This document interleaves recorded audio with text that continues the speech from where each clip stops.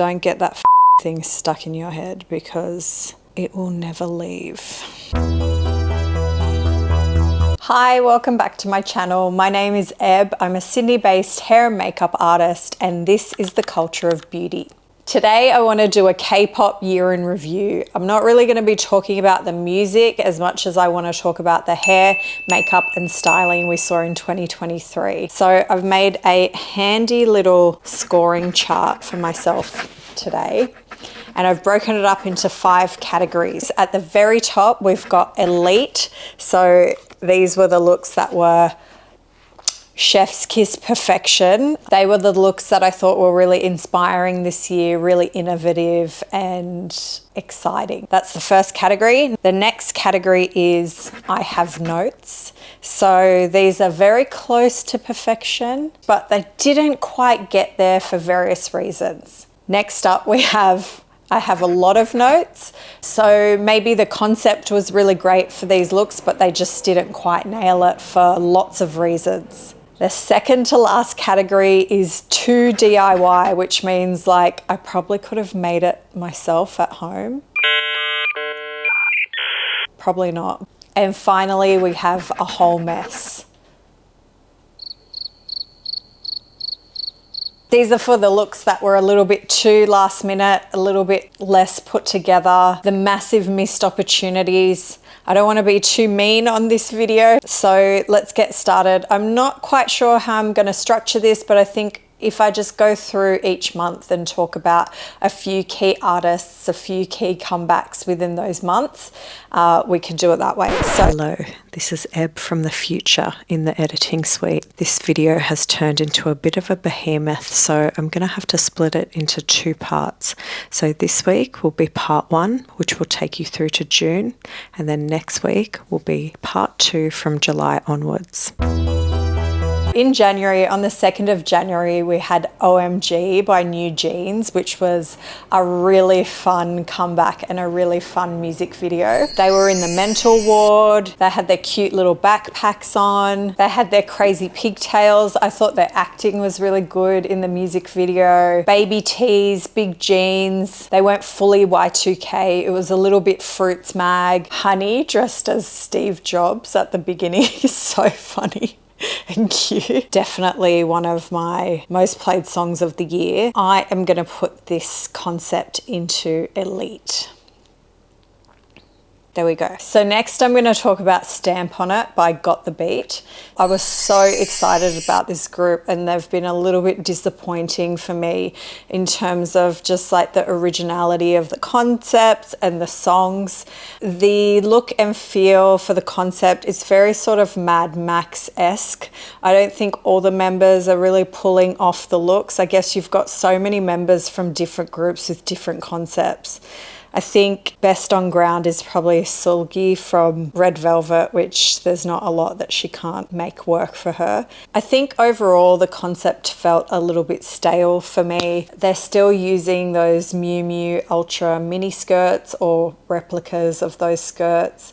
Some of those ribbed tops they're wearing, and I can't talk because I'm wearing a ribbed top now, but some of the ribbed t-shirts they're wearing look a bit H&M, a bit sort of end of season sale.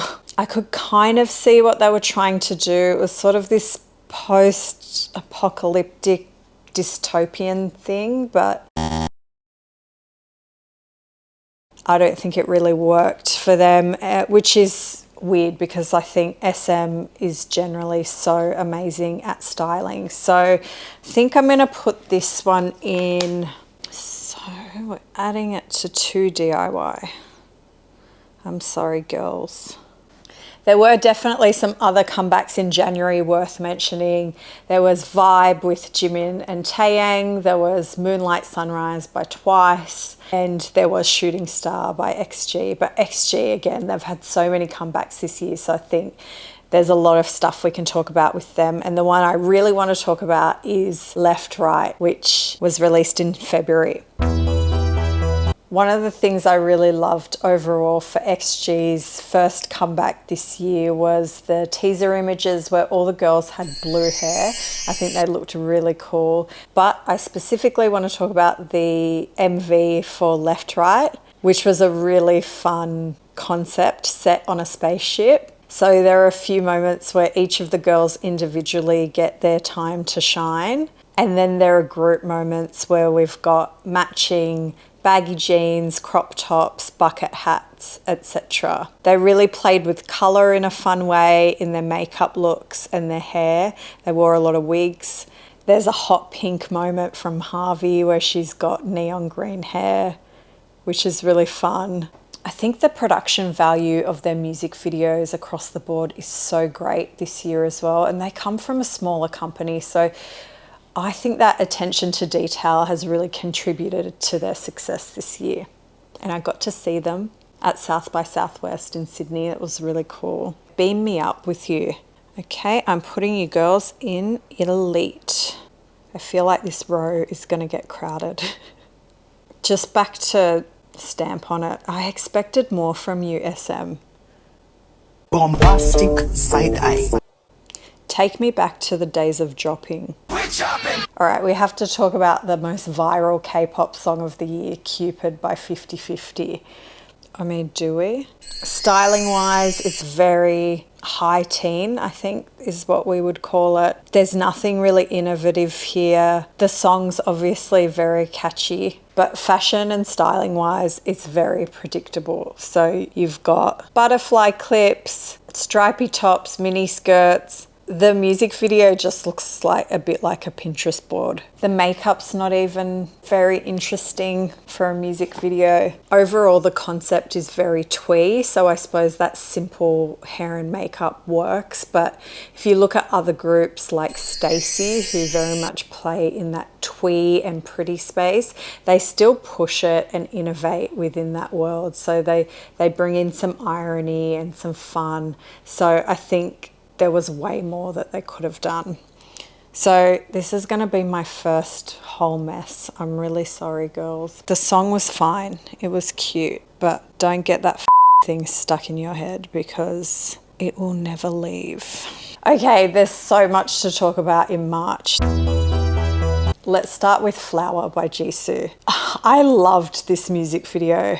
I think this is a case of when the music video makes the song better, actually. I think we can all agree that Jisoo is a really awkward dancer, but the choreography really suited her. It was so fun. I loved the way that the dancers created the flower with their hands. Every single set and every single outfit and every single hair and makeup look was perfection. Like, I can't even pick a favorite. I love the little lines that she had on her inner upper eyelid. Oh, and the flowers in the hands, that was so clever. I love the 40s hair wave she had in the hotel scene, the bangs with that tapestry dress and the pearls. It was very Audrey Hepburn. She can wear anything, she's like a doll. I think it's safe to assume that a lot of these looks were Dior, but I think there's some Valentino in there as well. I think my favorite look is the black dress with the red tights. I love that purple look as well.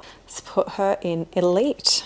Okay, next. I know Jimin had 2 music videos this year. We're going to talk about his pre-release song, Set Me Free, which I know a lot of people don't like. And to those people, I say, I liked it. This music video I felt was very obvious from Jimin, but I really did want to see this big performance piece from him. And I thought this music video captured it perfectly. His bomber jacket, all the dancers looked amazing. And then in the second half where he's got the poem across his chest, I thought this was so brilliant. The only thing I'll say is it maybe wasn't that original. We've seen artists like Taemin do this concept before. So I'm gonna put him in, it was pretty good, but I have notes. It could have been a bit more original. Okay, next, Rover by Kai. Can we talk about butter? No, let's not. I'll never stop.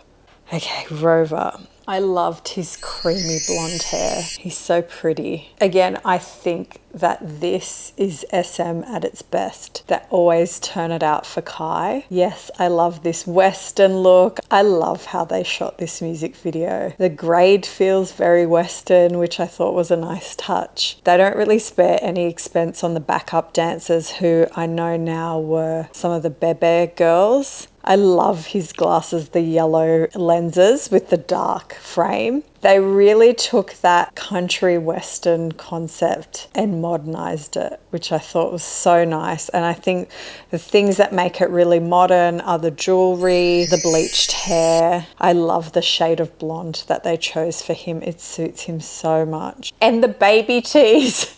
Who let this man wear a crop top? Oh, I love it so much. And of course, the choreography was so good. I think these were the best dance challenges of the year. Okay, well, look, he's going in elite. I'm sorry, I can't not. I think as I go through this, I'm realizing that I'm just talking through the ones I really like. Okay, let's talk about Like Crazy by Jimin, because this was my favorite song of the year.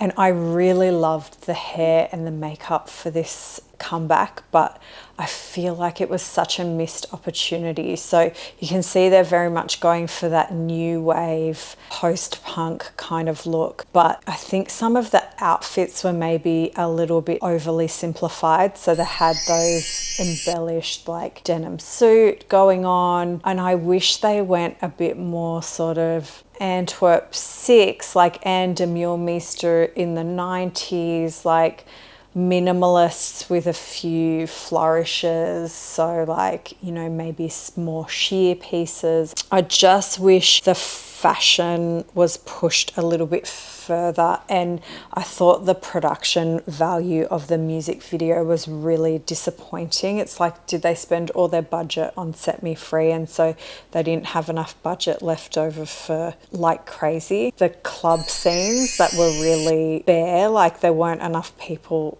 in the club to make it just looked like a music video set, which I thought was really disappointing. I love the part where he's sitting on the projector, heat map images playing in the background. I thought that was really cool. I liked the bathroom scene. I thought that was really cool as well. I actually really like his outfit in the bathroom scene, the acne t-shirt and the leather pants. I thought that was the best look of the whole music video, and I wish that the rest of the music video sort of built on what he did there. I love that white eyeliner look. But yeah, the mesh top with the embellished denim suit, I didn't love. I just thought there was something a bit more interesting they could have done there. You know, like this Margiela 1999 menswear show, these open vests I thought could have been something really cool they could have done. I feel like they could have gone a little bit more punk.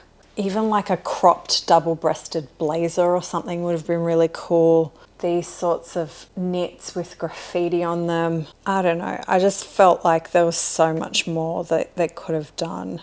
I think the mullet could have been proportioned a little bit better as well. I think it was maybe a bit too heavy at the top. I just thought the song was so amazing, and I wanted the music video to be better. I just wish they had maybe worked with like a creative director and created like more of maybe a visual album. The music video felt like more of an afterthought to the song. Even though I think that under eye white liner was one of the most innovative men's beauty looks of the year, I will say overall I was really disappointed in the music video, and it could have been so much better. I'm gonna put it in, I have a lot of notes. I'm sorry, Jimin. We're moving on to April.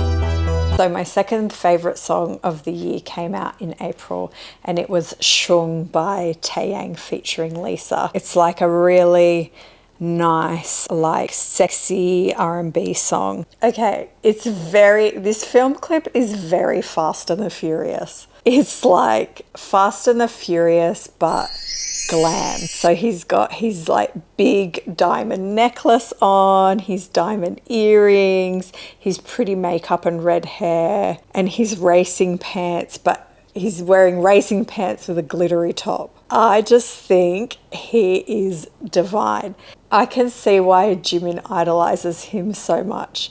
Jimin is such a mini Taeyang in his facial expressions, his movement. So yeah, I love this glam and the furious concept. And then Lisa comes in and she is like girl crushing all over the place. I love her hair. I love her lopsided space buns, and her curly fringe I think is so nice. Okay, you're going in elite. Okay, Super by 17. Love this music video. I love a big performance music video. I think they're my favorite kinds of comeback. This concept was really fun because it mixed those traditional and modern elements. So I always love to see that in music videos. You had the vests with the muscles showing. I think Mingyu went viral for being the darum guy. I loved the shorts over the pants, the ripped denim on cargo pants. I thought that was really innovative and fun and different. And then I loved how in the second half of the music video they changed into their hanbok. As usual, S-Coups had really fun hair. He had this really long mullet going on with red tips. I thought that was a really fun touch.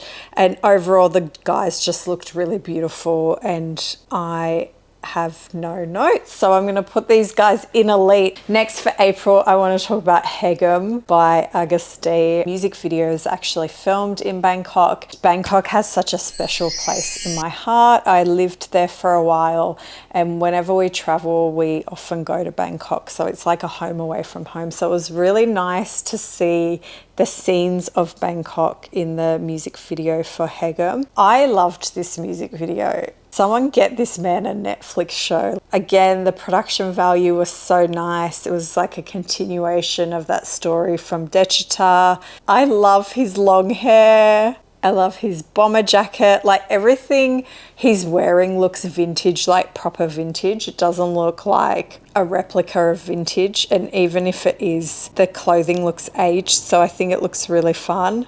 And then the iconic scar. I have no notes on this one either. Okay, let's add another one to elite. How could I forget I Am by IVE? So the thing with IVE is I really love their songs. They kind of have a killer discography, as we all know, but I feel like their hair, makeup and styling always falls short. So I loved, like for example, last year Love Dive was my #1 favorite song of the year, but the song sounds really kind of eerie and almost witchy, and I could have done something really different and cool, but they often just lean into that prettiness instead of doing something kind of interesting and different. And I felt the same way with I Am. So they're in these black leather looks, they're dancing on the plane, they're walking down the tarmac with their Rimawa suitcase, and it's just all a bit meh. Like the tops are just like stuff you can get at Forever 21. We love Wonyoung jumping out of the plane. This is a great song, love this song, but I would love to see them just not lean into the pretty so much and try and do something different. I think their later comebacks in the year are a bit more interesting, but for now I'm gonna put them in 2 DIY. Oh, Spicy, aespa. Now this is how you do high teen in a really fun and interesting way. So aespa moved away from Kwangya. I just thought this was so fun. It felt very like late 90s. It felt very Jawbreaker, Clueless, all of that stuff. I know some people hated like the graphic tights and stuff, but I thought it was really fun. And some people had better outfits than others, definitely. But overall, I think it all worked well together. The pink car was so cool. I would say this is pretty close to perfection. I'll put it in like, I have notes.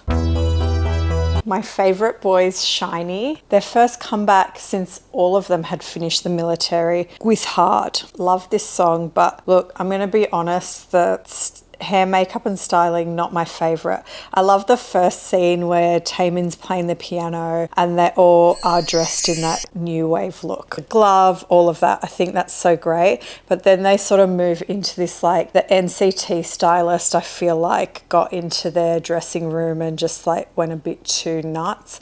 And I think it's great. And they look really good. Usually I feel like when Shiny wear these really big statement pieces, they really pull it off, but this looked a little bit too costume for me, so I'm putting them in. I have a lot of notes. Bouncy by ATEEZ. They went for this cowboy theme as well. So I think it all started with 17 last year when they did Hot, and then we had Rover, and now we've got ATEEZ doing this kind of cowboy type thing. They always do really fun concepts. They've got a bit of motocross in there as well. I think they always look really pretty. They're one of those younger boy groups that really wear a lot of heavy eye makeup and stuff, and I think it looks really nice and cool. But yeah, their performance is really fun. It's really strong. So I'm going to put them in. I really like it, but I have notes. So there you have it, part 1. Tune in next week to see who made the second half of my list for my K-pop year in review 2023.